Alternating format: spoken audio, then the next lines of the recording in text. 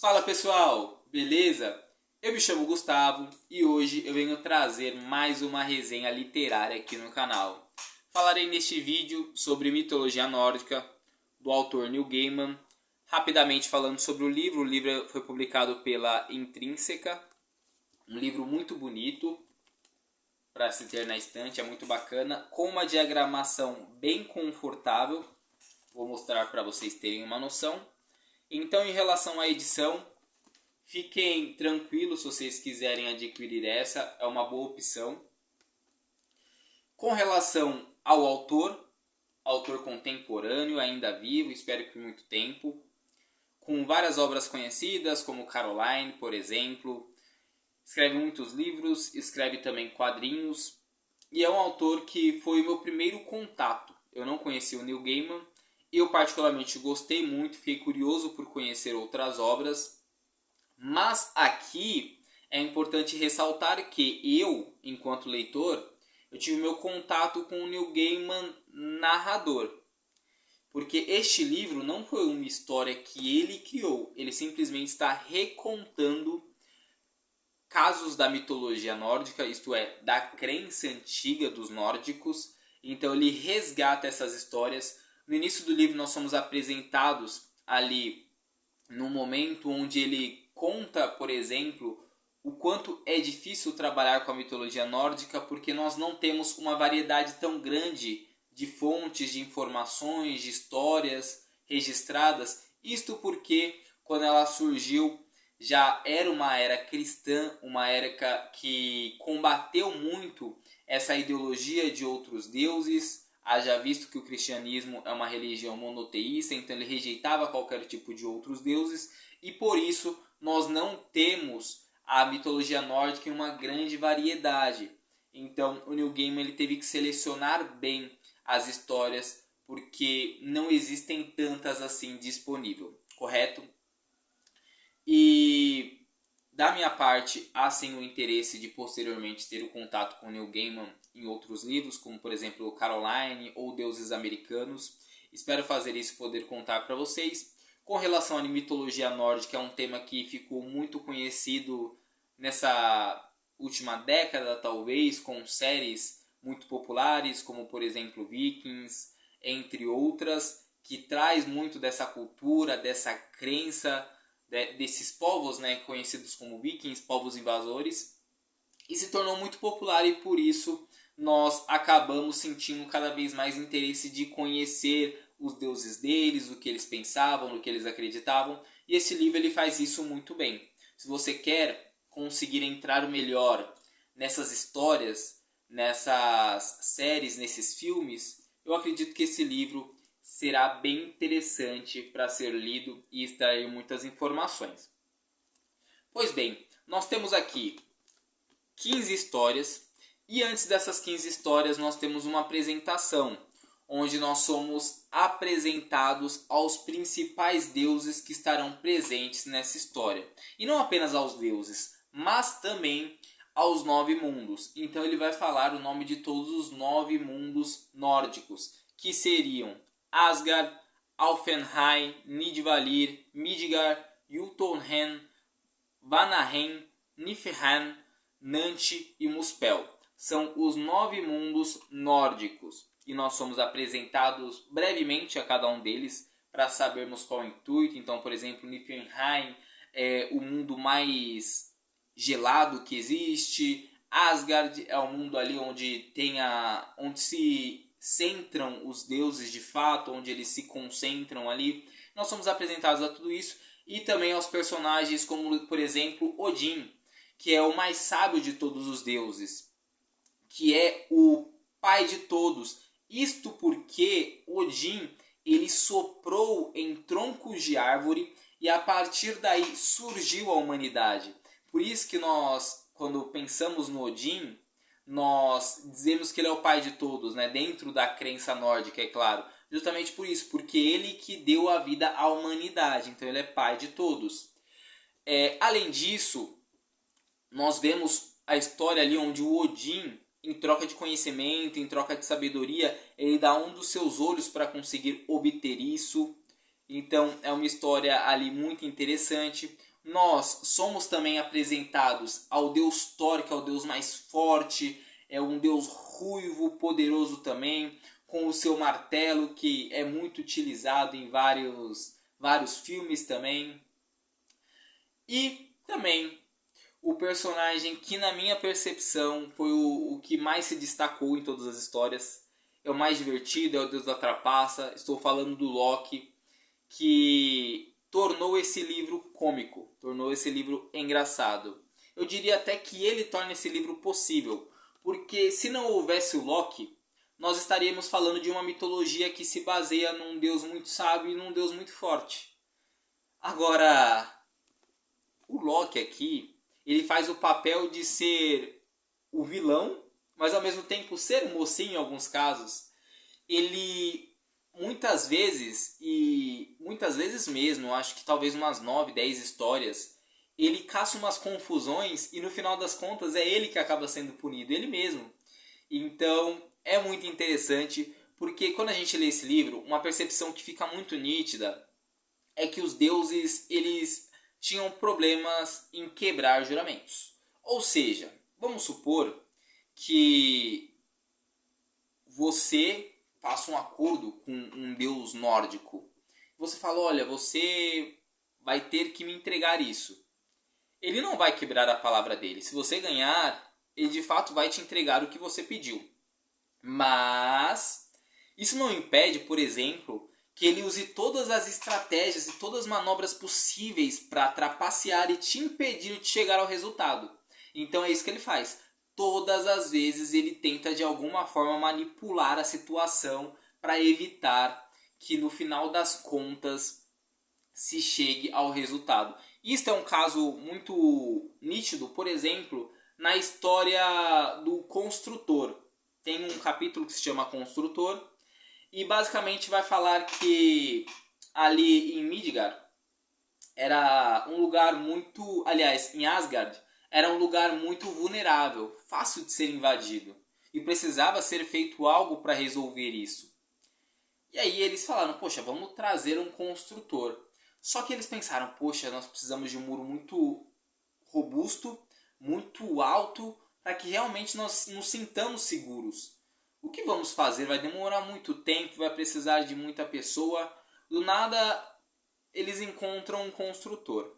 Esse construtor fala, olha, eu preparo este muro para vocês num tempo muito menor e sozinho, só eu e o meu cavalo. E aí eles falaram, poxa, você não tem como você fazer isso. Ele falou, não, tem como sim. Ele pede algo em troca. E os deuses ali nem se importaram com o que ele pediu em troca, só que era algo precioso. Eles ficam ali tranquilos. Só que vai passando o tempo e eles vão percebendo que aquele construtor, na verdade, ele era um gigante.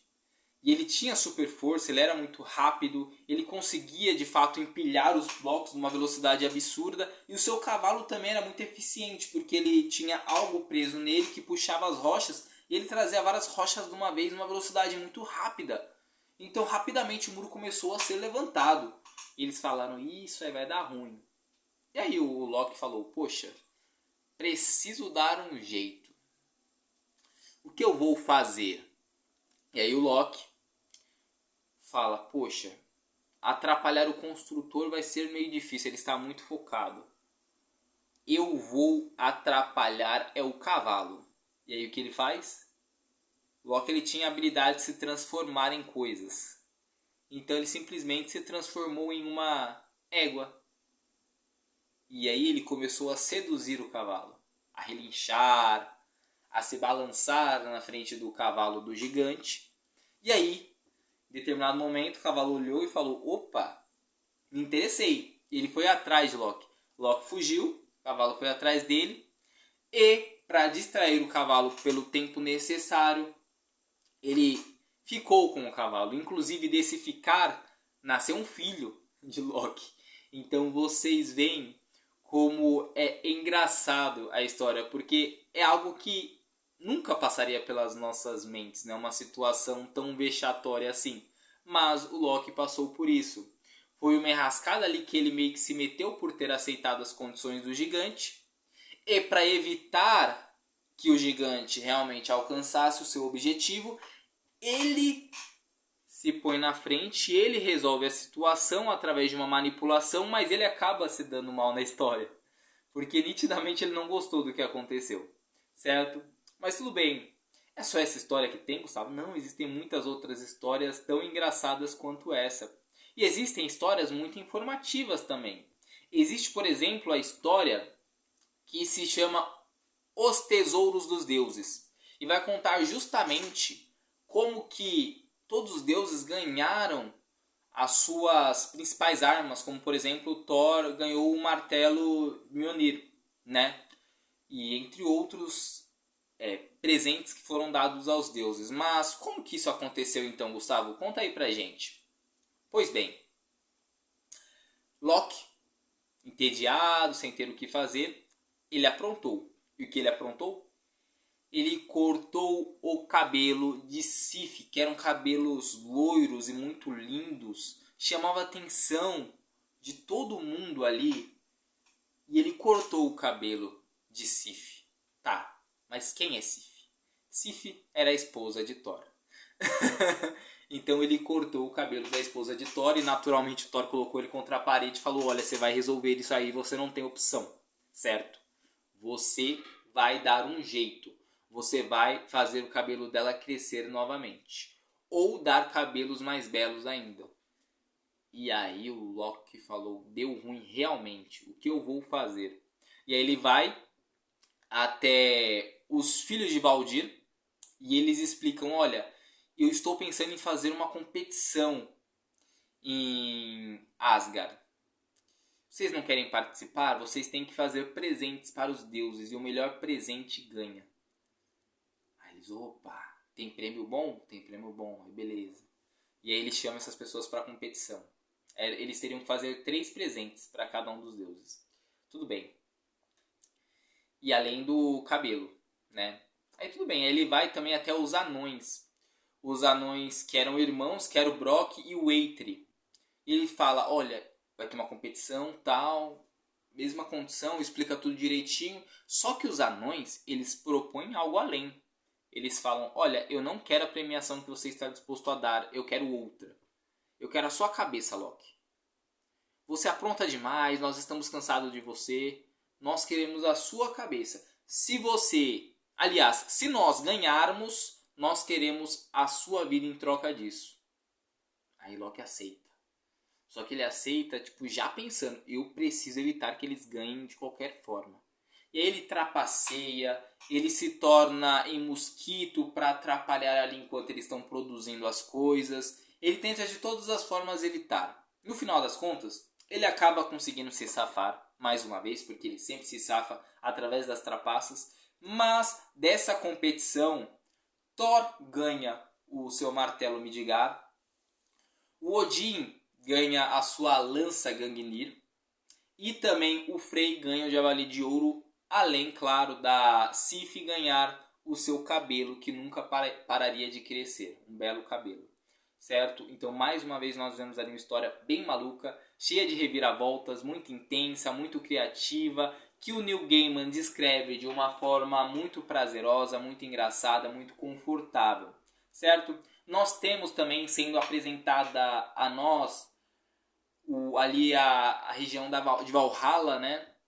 Onde os guerreiros são levados após uma morte honrada no campo de batalha, onde eles são levados pelas valquírias, que são mulheres guerreiras.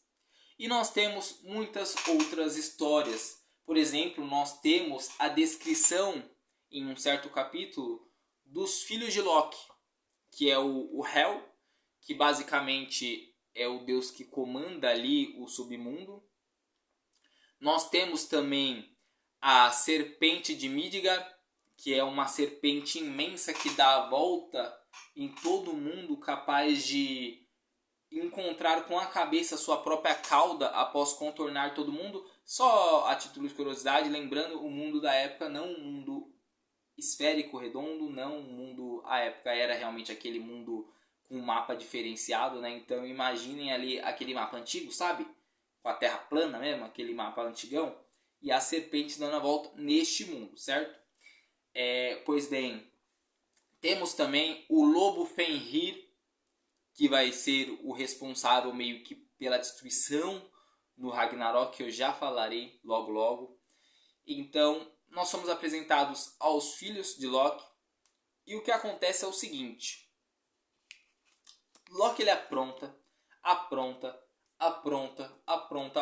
que chega uma hora que os deuses falam: poxa, chega, perdemos a cabeça, não aguentamos mais, vamos punir o Loki.